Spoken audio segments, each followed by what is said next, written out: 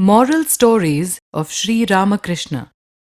Dear children, the very name of Sri Ramakrishna, one of the greatest saints of India, evokes in our mind admiration and respect.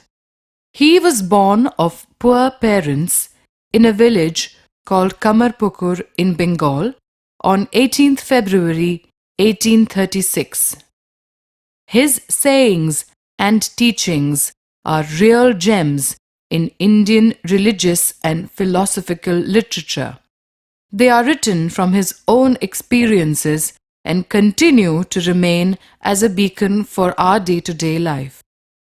He was a great scientist in the realm of spirituality. He went in search of absolute truth, namely God, with single-minded devotion, and no wonder he achieved his goal. He worshipped the blessed Mother of Universe, Ma Kali. He considered all women as manifestation of Goddess. He went to the extent of giving a divine status to his wife Sarada. Besides mastering the essence of the Bhagavad Gita and other Hindu religious tenets, he had profound knowledge of Christian and Muslim scriptures. Different religions, he said, are different paths to attain that pure consciousness called God. Ramakrishna had many disciples. The most prominent one was Narendranath, who later became very famous as Swami Vivekananda. His teachings are based on oneness of existence, divinity of man, unity of God, and harmony of religion. Dear children, let us enjoy some of Ramakrishna's tales and parables.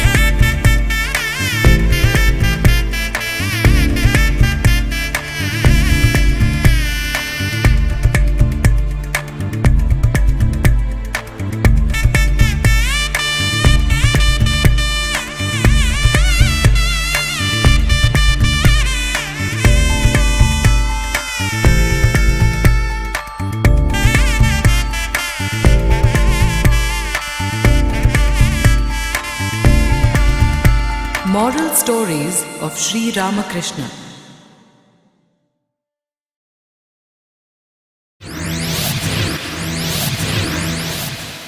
A twisted reasoning. A Brahmin was having a nice garden in his house. He looked after it day and night. He was very proud to keep his garden spick and span. One day, the neighbor's cow strays into the garden and tramples on the mango saplings he had planted and destroys them.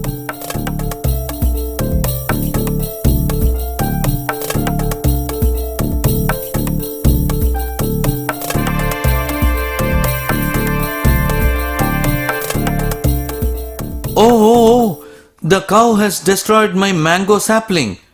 I will teach it a lesson.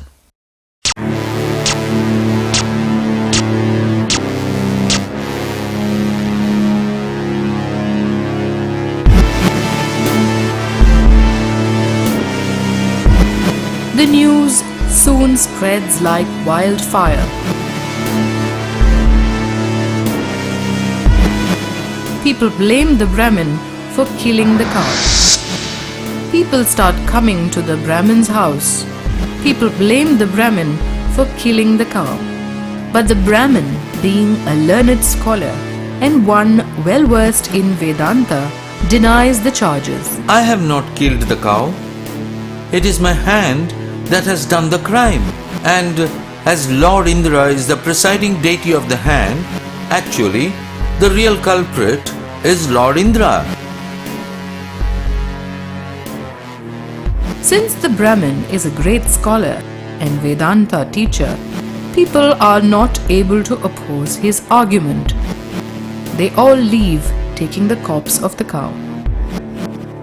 But in Devlok, the abode of gods, Lord Indra hears this argument of the Brahmin, blaming him for the killing of the cow. What is this Brahmin babbling? He is cunningly accusing me for killing the cow? It is really absurd reasoning. I should make him realize his mistake. He seems to be a learned man, but he is twisting the scriptures to suit him?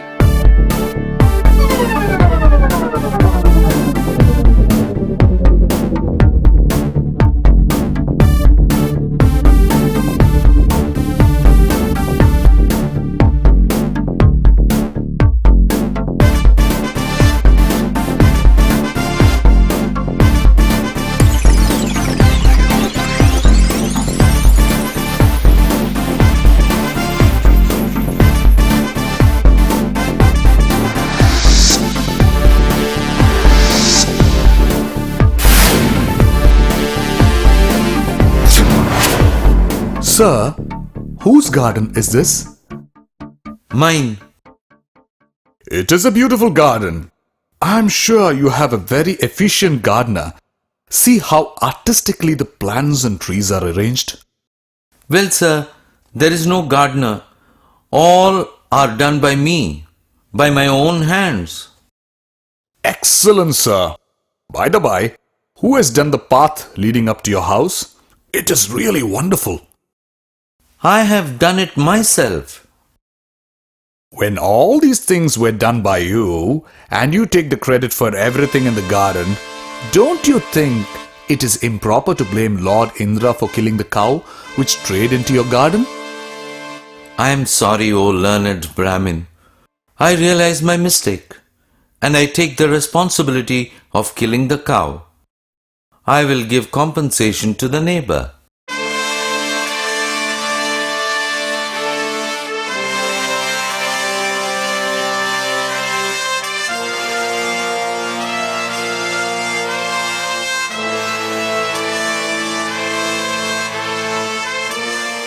The moral of the story is, generally, people take credit for anything good, but for bad things, they blame others.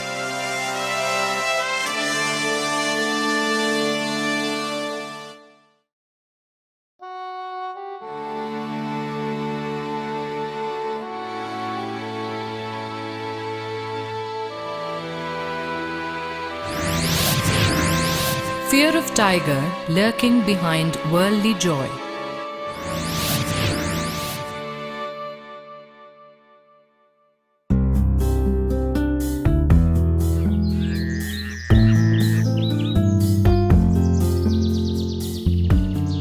Children, have you heard about the wish-yielding tree of the celestial world? It is called Kalpataru.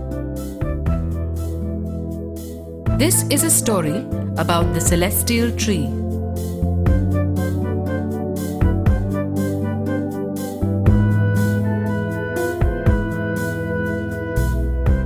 One day, a man after much travel reaches a village. He is very tired, having had no food and water for some time.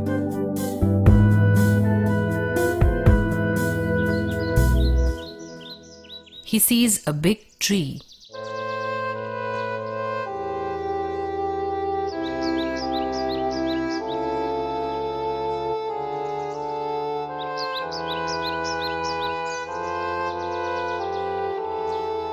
And he sits under the tree.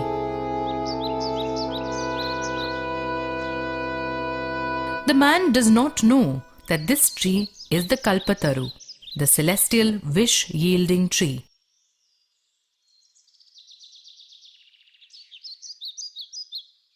Thank God, at least this tree is here to give me some shade. This place seems to be very nice. How I wish I get a soft bed to sleep on.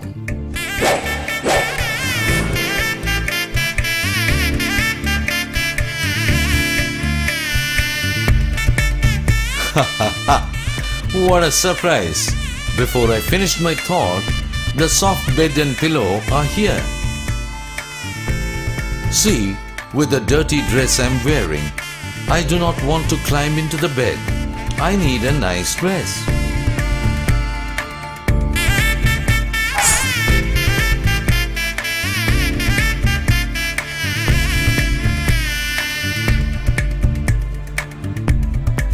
How I wish if a beautiful lady comes and sits near me.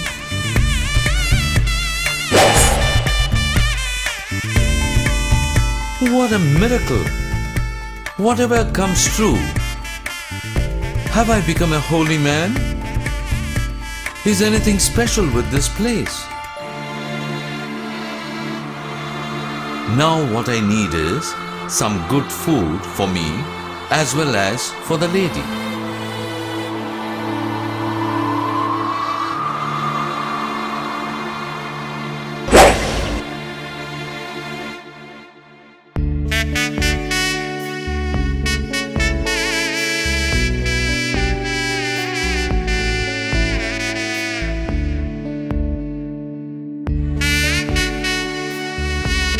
I'm going to stretch myself in this soft bed.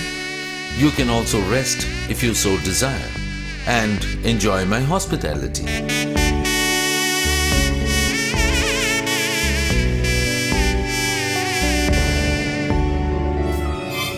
If a tiger comes now and attacks both of us,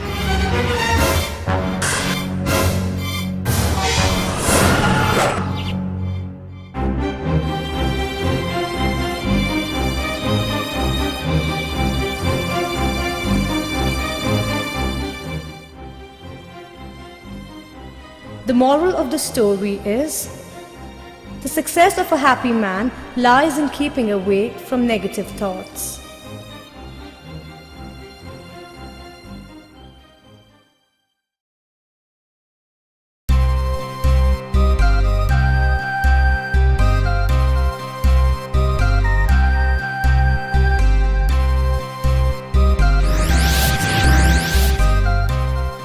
All for a loin cloth.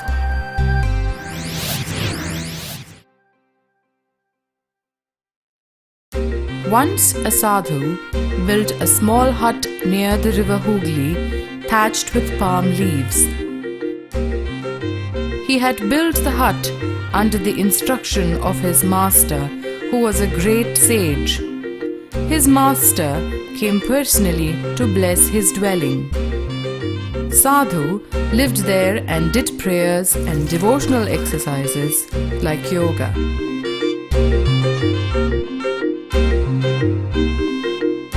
Once, after finishing his bath in the Hooghly River,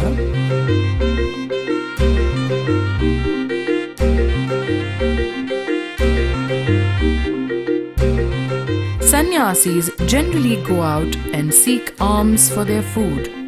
This sadhu also, as is the custom, goes to the nearby village to beg for his daily food.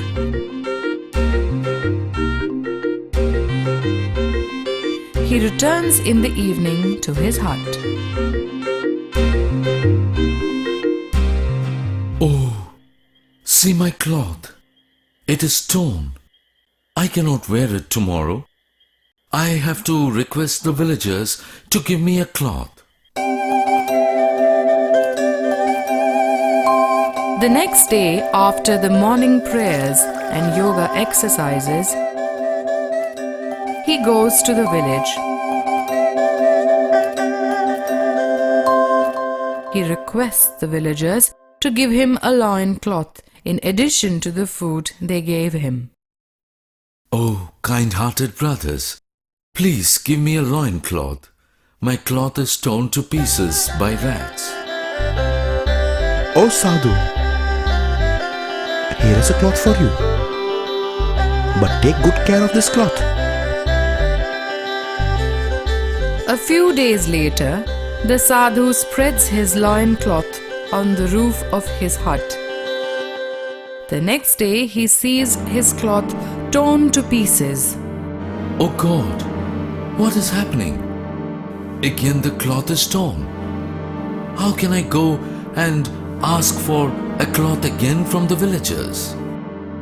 The sadhu goes to the village the next day, and while begging for food, he tells them about the rat problem in his hut and about his torn loincloth. Oh brothers, again rats have torn my cloth. Tell me a way to solve this rat problem. We cannot give you cloth daily. You keep a cat in your house. It will solve the rat menace. The sadhu gets a cat and keeps it in his hut, giving it food available for him. From that day onwards, the rat problem ceases. But to feed the cat well, he starts begging for milk for the cat, while on his next trip to the village, Brothers, please give me some milk too for my cat. Sadhu, for a few days we may be able to give you milk, but not always. You need milk on all days for the cat. You better get a cow. You can use the milk yourself, give it to the cat, or you can sell the rest too. That seems to be a good idea. I will do it. the sadhu gets a milch cow. He is very happy that he is getting enough milk for the cat and for himself. Now he is thinking as to how he would feed the cow.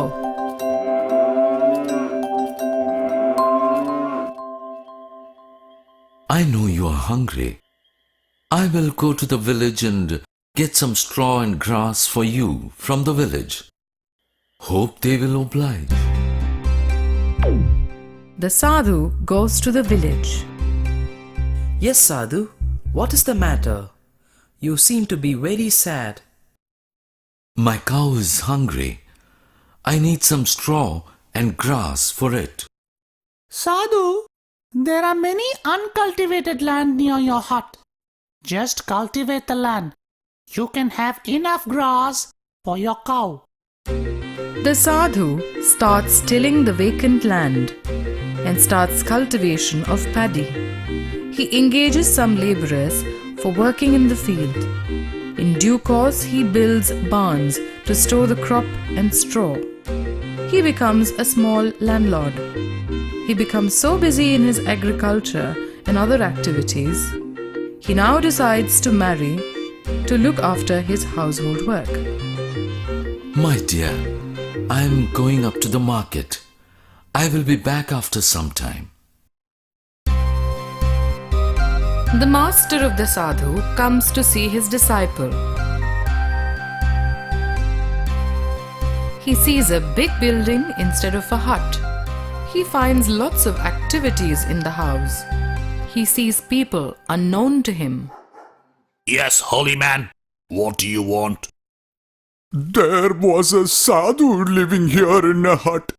Where has he gone? Can you tell me? Oh, my son, what is all this? Am I dreaming? Where is the hut you were staying? Why are you wearing such fashionable dresses instead of the loin cloth? I am ashamed, my master. I caught myself slowly distanced away from my divine path. Master, my needs increased step by step. It all started with a piece of loincloth. Earlier, I had peace of mind, and I could do the prayers and other rituals like yoga. Now, I do not get time for that. I have no peace of mind at all. I can very well understand your plight. There are no limits for wants in a man's life. When waves of wants enter into a man's house through the front door, peace of mind exits through the back door.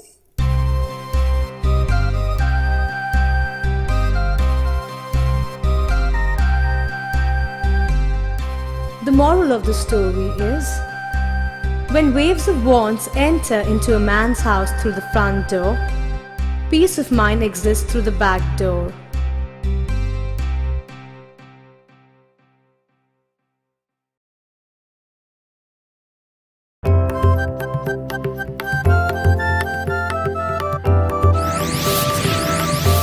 Jar of Desire. Once upon a time, in a village in Bengal, there lived a barber. One day, while walking along the road leading to the market from his house, the barber takes rest under a huge tamarind tree.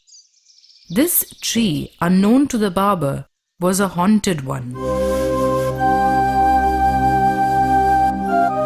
Hey friend, will you accept 7 jars full of gold?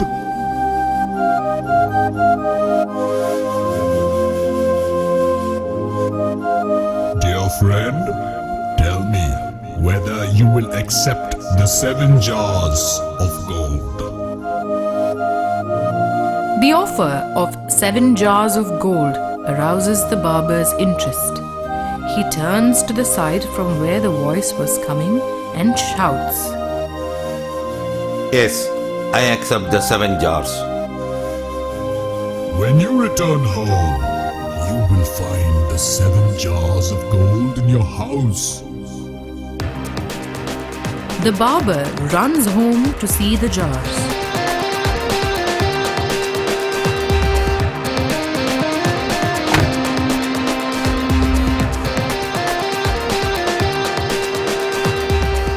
He sees the 7 jars.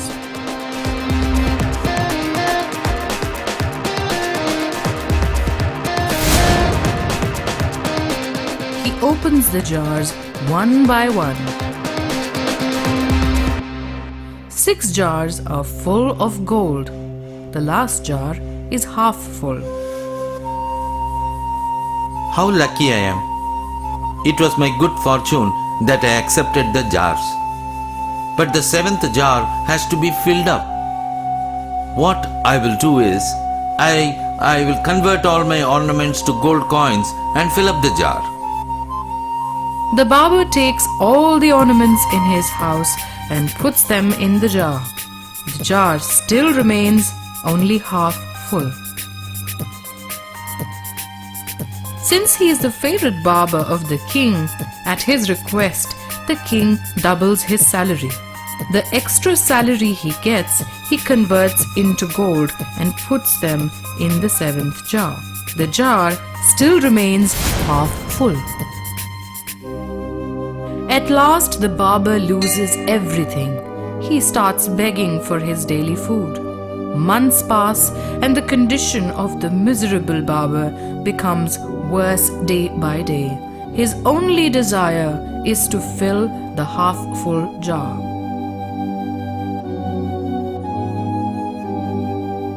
I will get no peace of mind until the 7th jar is full. Anyway, since King has called me for his haircut, I will go there.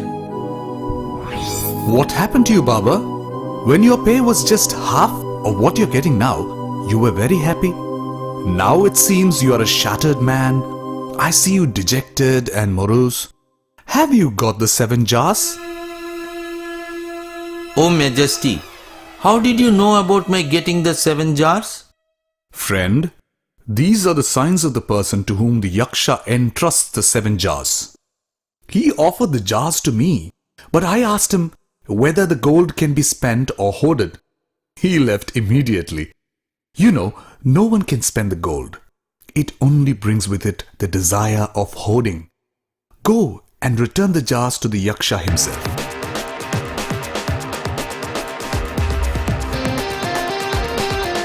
Take back your jars, O Yaksha. All right.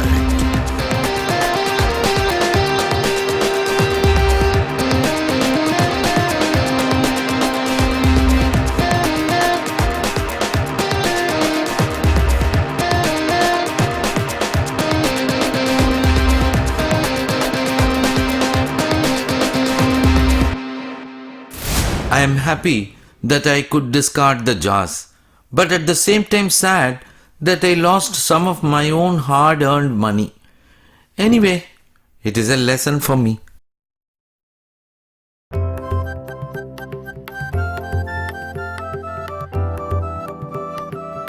The moral of the story is the desire for hoarding money will always make you unsatisfied in life, as the jar of desire can never be filled.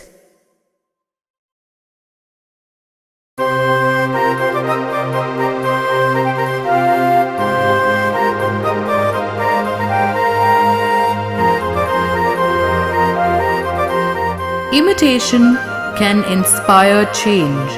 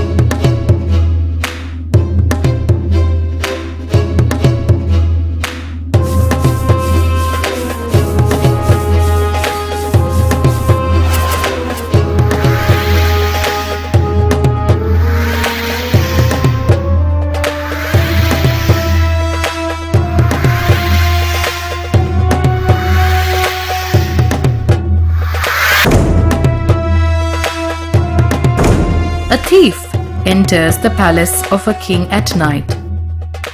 He is a young man of 25.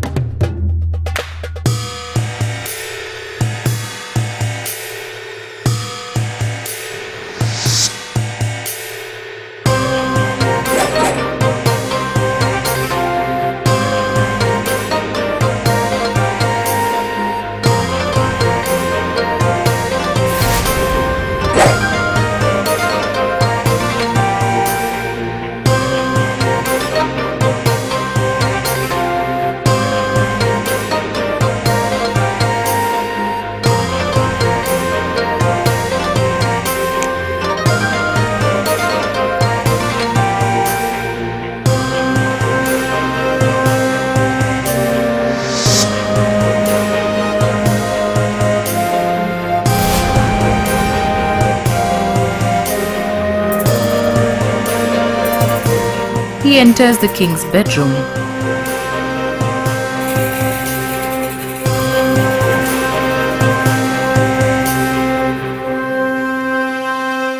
Oh dear, I have decided to give our daughter in marriage to one of the holy men residing on the banks of the river. What good luck to me. Tomorrow I will go to the banks of the river and sit there in the guise of a holy man. If the king takes me as a son-in-law, then I can even rule the kingdom. Let me try my luck.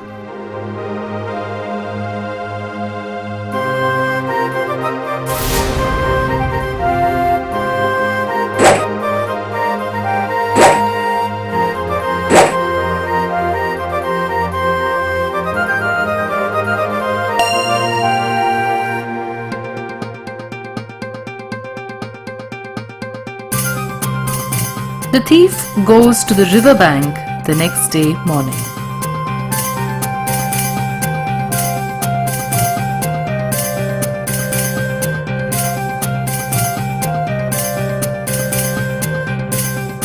In the guise of a holy man, and sits there along with the other sadhus.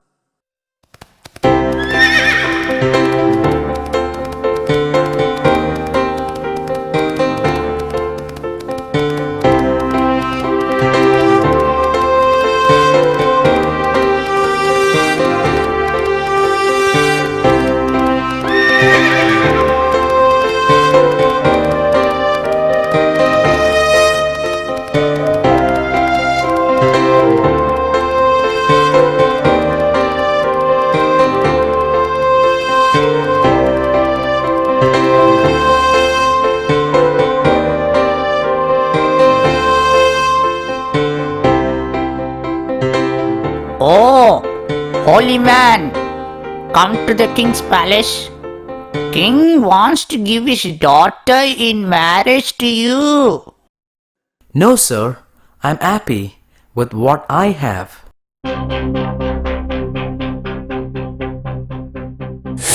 Oh, holy man, king wants you to come to the palace. You can marry the king's daughter.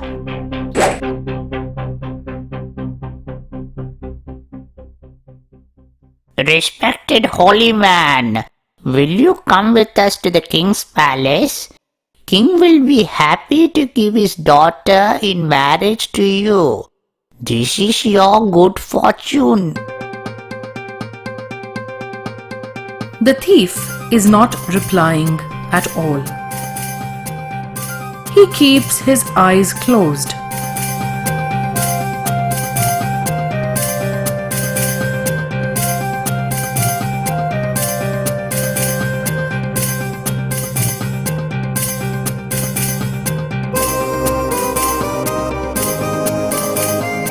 The attendants leave.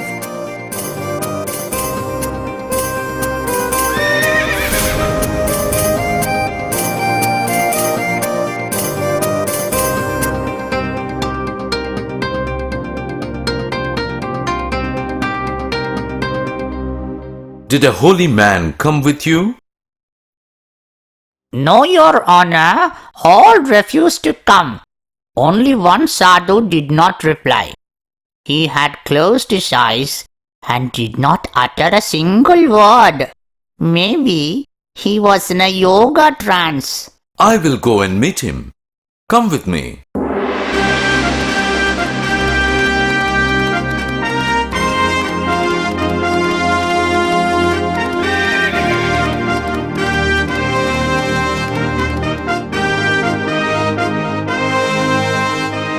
O holy man, I am prepared to give my daughter in marriage to you. Please accept. I have only assumed the form of a sadhu, but the king comes to me. I presume much better things are in the offing to me if I become a real sadhu. Let me then decide from this moment to become a real holy man. These thoughts are strongly influencing the thief, and he decides not to marry the king's daughter under false pretext and begins to mend his ways of life and really becomes a holy man in due course.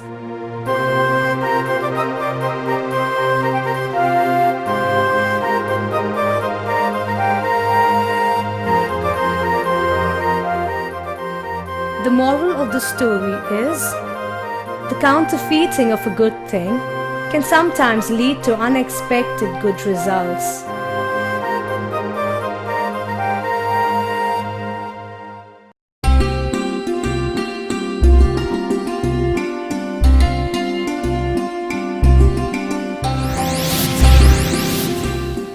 Frog in the well, thy name is ignorance.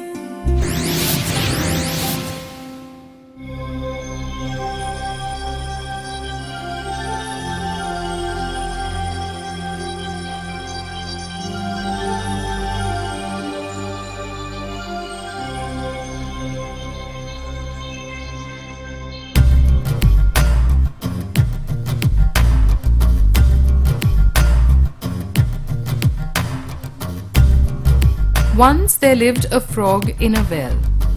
It had lived there for a long time.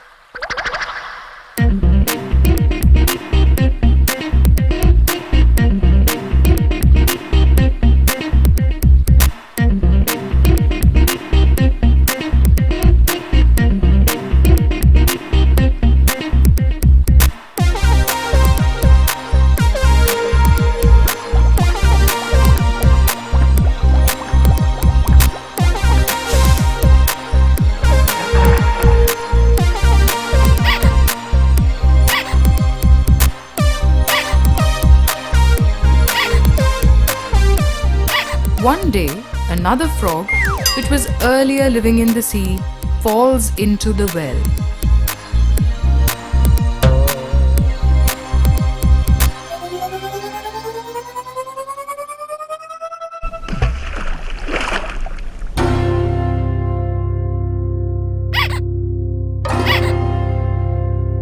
Who are you? And from where are you coming to my place?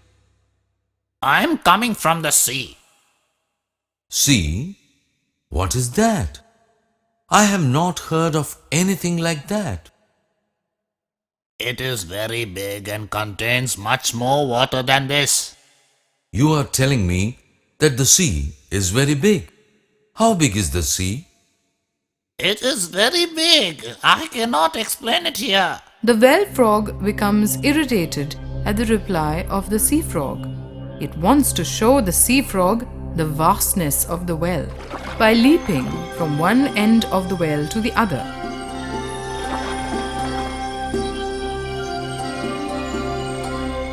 My friend Sea Frog, now you have seen me leaping from one end to the other. Do you think your sea is bigger than my well? How can you compare sea with your well? No, no, no. There can never be anything bigger than my well. You are a liar. You get out of my well at the first opportunity.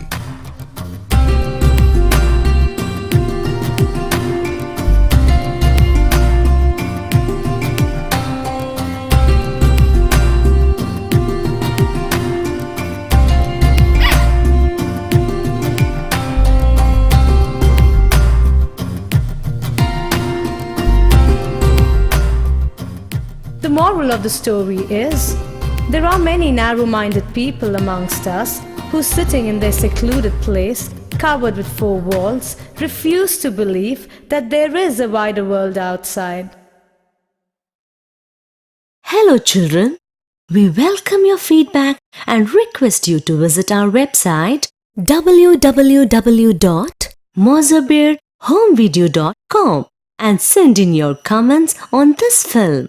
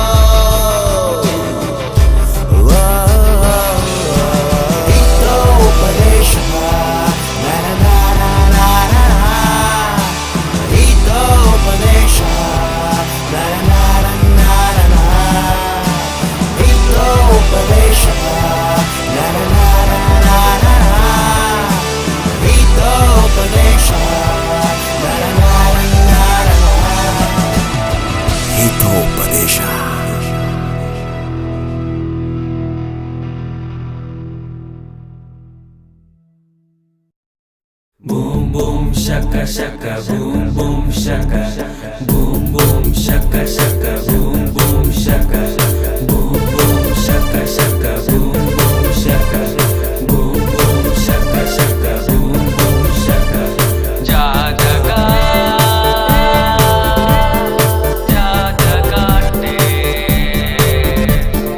jaga katte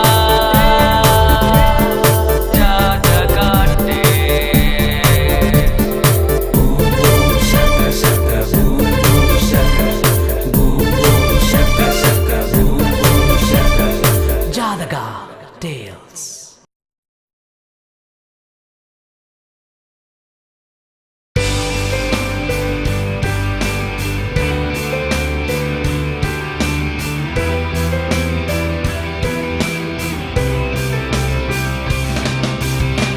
Panchatantra, Panchatantra, Panchatantra, Panchatantra, Panchatantra.